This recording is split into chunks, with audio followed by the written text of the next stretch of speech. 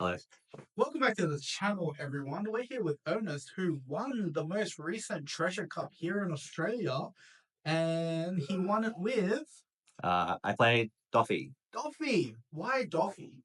Well, some of you may know I've been trying to make Shanks work this whole set, and I've just had a really rough time in tournaments. And so, after every tournament, I've been crying to my friends and just kind of asking them, what should I play? And so, my friends just basically just kind of got sick of it and told me just play Doffy, get some coaching. So, here we are. I played Doffy for 2 weeks on the sim. And yeah, Nice. impressed on the weekend. So you listened to them and it paid off because you ended up winning that Treasure Cup.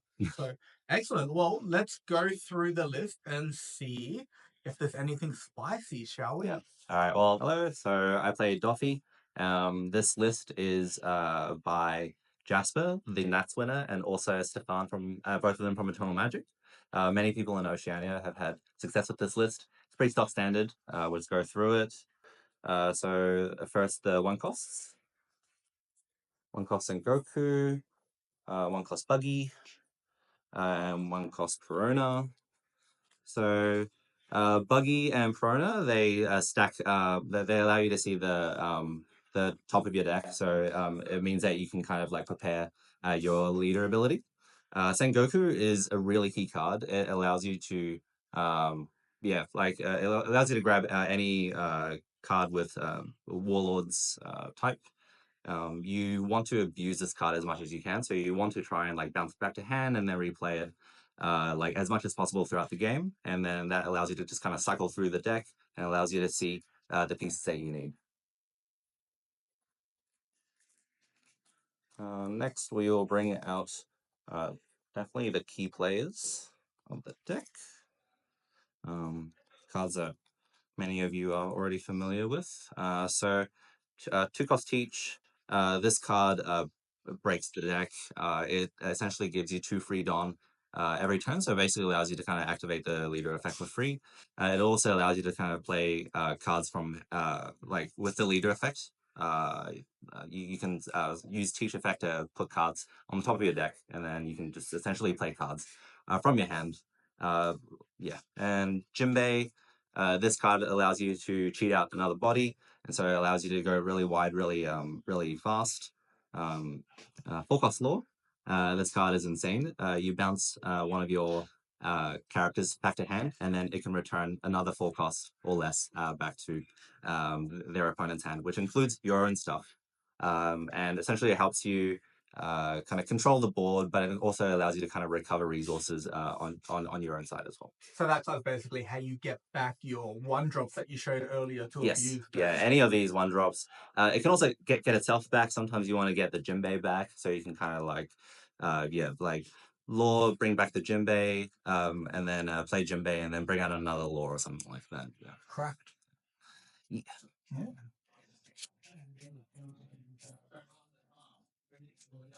And then some more forecast warlords, which are targets for the leader effect. So you've got so Boa. This card was introduced from the new starter deck, and this With the Blackbeard and the the teach. law. Yeah. Yes, yeah. So this card like really makes opens up the 6 Don turn for Doffy. This is you want to play this always on 6 Don, and you get a free Don onto the leader effect, and then you also see the top 3 cards to activate your leader effect on the 6 Don turn. Weevil's great. Draws you a card. Definitely like in the early game, you want to be playing Weevil off the leader effect, so you can just kind of like get more resources. Pretty standard so far. The list seems like it's uh field wide and get lots of cards in your hand. Yes. Only 2 Moria. So, yes, 2 Moria. It's you don't. So yeah, I'm only running 2 Moria. You don't really want to see it too early in the game, and you kind of but it's quite very important in certain matchups like Enel and like black matchups. Yeah. Um, and then the remaining warlords is your 2K counters essentially. So Yeah, 4 crocodile and 3 Mihawk. The crocodile allows you to get 2 costs to bounce 2 costs, so it's good to bounce your opponent's teachers, for example, but also like recovering your Sengoku is quite nice. Uh, Mihawk, the effect is nice, draw 2 trash 2, but most of the time it doesn't live enough to be able to activate its when attacking ability. But it is a magnet for your opponent, and they'll just swing into it because A nice pseudo blocker. yes. I'm running 3 pudding and 3 Jozu.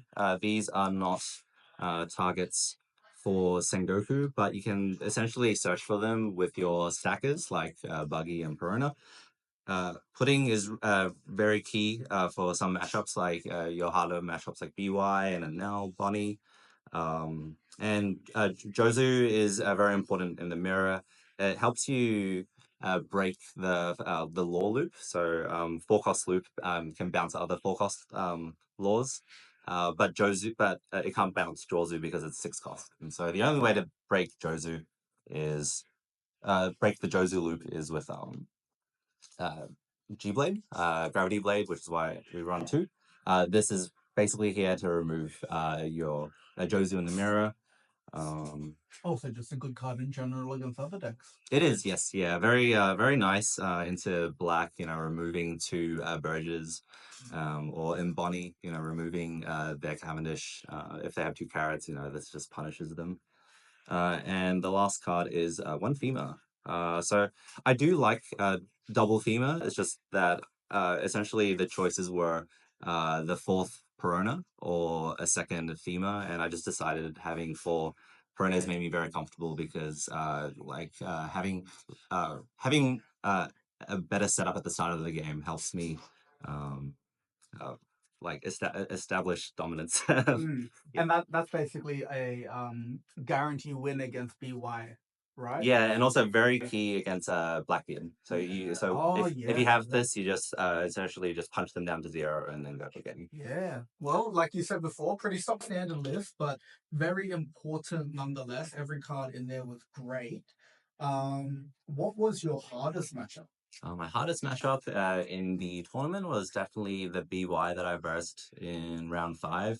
BY is already quite a tough matchup for Doffy, just because if they can establish 9k1 life, it's basically game over at that point. So you basically have to kind of cheese a win with a lucky pudding and then hope that they don't get anything too good.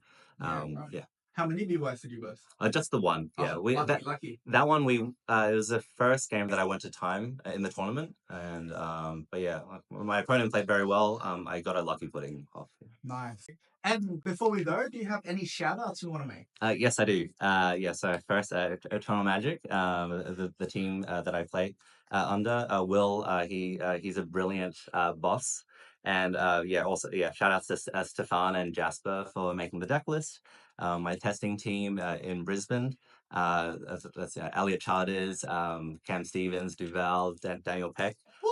Yeah, these guys, they're incredible, like very strong players. They bully me off decks, and yeah. Shout outs to my coach, SG Ben. Yeah, definitely hit him up for coaching. He will get you uh, a treasure cup win. Asterisk, cannot guarantee this, but very likely.